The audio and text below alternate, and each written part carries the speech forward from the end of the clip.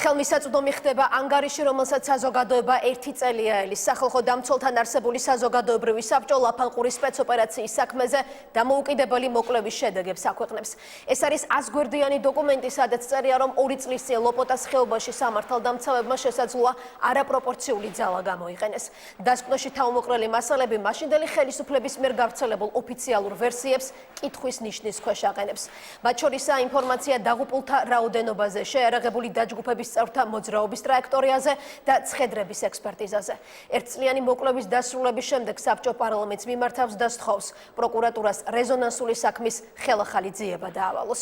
ნიკა მოლოდინაშვილი გაეცნო დღეს გამოქვეყნებულ ანგარიშს. ნიკა, რა ახალი გარემოებები იკვეთება ლაფანყურის სპეცოპერაციის საქმეში?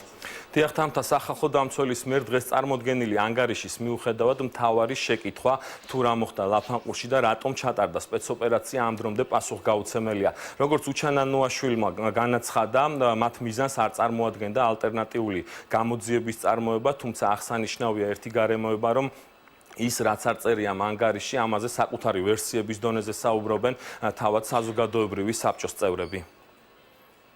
ლაფანყურის სპეცოპერაციის დროს არა 11, არამედ 7 ადამიანი დაიღუპა. სახალხო დამცველის ანგარიშის თანახმად გარდაცვლილებს არც ექსპერტიზა არ ჩატარებიათ. ანგარიში სახალხო დამცველთან არსებული საზოგადოებრივი საბჭო 7 პუნქტიან საეჭვო საკითხებსაც გამოყოფს, რაზეც პასუხისგაცემას მიმდინარე გამოძიებისგან მოითხოვს. ჩვენ გამოვკვეთეთ მთელი რიგი საკითხები, რაზეც გამოძიებამ უნდა გასცეს პასუხი. ჩვენი მიზანი იყო სწორედ ის, რომ მოგვეხდინა დოკუმენტირება კონკრეტული ფაქტების, ჩვენ რაიმე ვერსიას თუ რა მოხდა 2 წლის წინ ლოპოტის ხეობაში საზოგადოებას ვერ თავაზობთ, ეს არის სწორედ პროკურატურის და შინაგან საქმეთა სამინისტროს ფუნქცია. ანგარიში არსებულ პირველ პუნქტში საუბარია იმაზეც, რომ წინა ხელისუფლების პირვანდელი ვერსია, რომლის მიხედვითაც ლაფანყურში შეიარაღებული ჯგუფი საქართველოში ჩრდილოეთ კავკასიიდან შემოვიდა, სიმართლეს არ შეესაბამება. საზოგადოებრივი საბჭოს წევრები აცხადებენ, რომ დივერსიული ჯგუფის გაგზავნა ჩრდილოეთ კავკასიაში საქართველოდან იგეგმებოდა, თუმცა მათთვის ამ დრომდე უცნობი მიზეზების გამო დივერსიული ჯგუფის წევრების განადგურება მოხდა. მამუკა არეშიძე შინაგან საქმეთა სამინისტროს ყოფილ მაღალჩინოსანზე რუსლან პაპასკირზეც საუბრობს, რომელიც სპეცოპერაციის შემდეგ 2012 წელს თურქეთში გრუს აგენტობის ბრალდებით დააკავეს. თურქეთში თუ გრუს აგენტია, 2 კვირით ადრე აქ რა იყო. ისეთი შთაბეჭდილება მრჩება, მაგალითად მე რომ ბრძოლა მიიღეს მეომრების ნაწილმა იმისთვის, რომ რაღაცის კვალი დაეფარათ. ვიღაცა გაეშვათ, ვიღაცა დაეცვათ, ვიღაცის გასვლა უზრუნველყოთ. ეს ჯგუფი მომზადებული იყო ჩრდილოეთში გადასასვლელად. და ზუსტად შემდეგ შეიცვალა მდგომარეობა, ალბათ ფიქრობ, რომ ამ ოპერაციის შესახებ, ამ ჯგუფის შესახებ გაჟონა ინფორმაციამ და დაიხია უკან. საზოგადოებრივი საბჭოს წევრებს შეკითხვები აქვთ შინაგან საქმეთა სამინისტროს კონტრდაზვერვის დეპარტამენტის მისამართითაც. ომბუდსმენთან არსებული საბჭოს წევრები საქმის გამოძიების გადაცემას მთავარი პროკურატურისთვის მოითხოვენ, რადგან თვლიან, რომ კონტრდაზვერვის დეპარტამენტი საქმის გამოძიებას ხელოვნურად აჭიანურებს. კონტრდაზვერვის მაღალჩინოსნებს მუქარაში და ცრუჩვენების მიცემის მცდელობაში ადანაშაულებს ეთნიკურად ჩეჩენი საიხად მუზაევიც, რომელიც ამბობს, რომ მას ლაფანყურის სპეცოპერაციასთან შეხება არ ჰქონია. თავიდან თავაზობდნენ ძალიან დიდ თანხას იმისათვის, რომ მათთვის სასურველი ჩვენება მიმეცა, რომ მეთქვა, რომ ვინმე გია ლორთქიფანიძე იყო მოვლენების ორგანიზატორი და შემსრულებელი. ეს ადამიანი, ვინც მე მემუქრებოდა დაზვერვაში მუშაობს.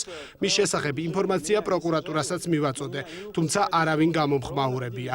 მთავარი პროკურატურისგან შუალედური ანგარიშების წარმოდგენას მოითხოვს უშიშროების საბჭოს მდივანი. საზოგადოებრივი ინტერესი არის ძალიან მაღალი, იქნება იყოს შესაძლებლობა, რომ შუალედური ანგარიშები მაინც იქნეს ხოლმე წარმოდგენილი, რა ეტაპზეა გამოძიება. გავეცნობით მოხსენებას, შევისწავლეთ დეტალურად, თუ მასში აღმოჩნდება საინტერესო გამოძიებისათვის მნიშვნელოვანი ფაქტობრივი გარემოებები, ისინი აუცილებლად დამაგრდება სათანადო საპროცესო წესით. ჩატარებული სამუშაოების შემდეგაც საზოგადოებრივი საბჭოს წევრებმა ვერ დაადგინეს, რა შეიძლება გამხდარიყო შეიარაღებული დაჯგუფების ლიკვიდაციის მიზეზი.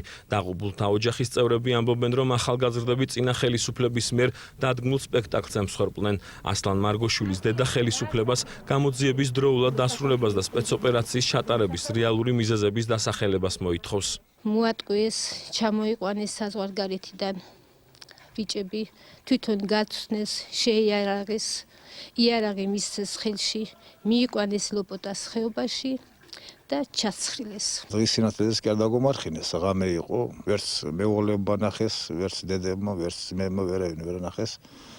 მთელი სოფელი იყო ალყაში, ჟურნალისტებს კი არ უშვებდნენ. პანკისის ამ სასაფლაოზე დაკრძალულ პირებს გამოძიების მიმდინარეობის ფარგლებში ექსჰუმაცია რამდენიმე თვის წინ ჩაუტარდათ.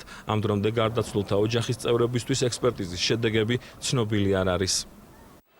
სახალხო დამცველის აპარატთან არსებული საზოგადოებრივი საბჭო 1 წელია, რაც მუშაობს ლაფანყურის სპეცოპერაციასთან დაკავშირებით. ამ ხნის განმავლობაში გამოიკითხა 14 ადამიანის და სწორედ ამ ადამიანების ჩვენებების საფუძველზე შედგა აღნიშნული დასკვნა.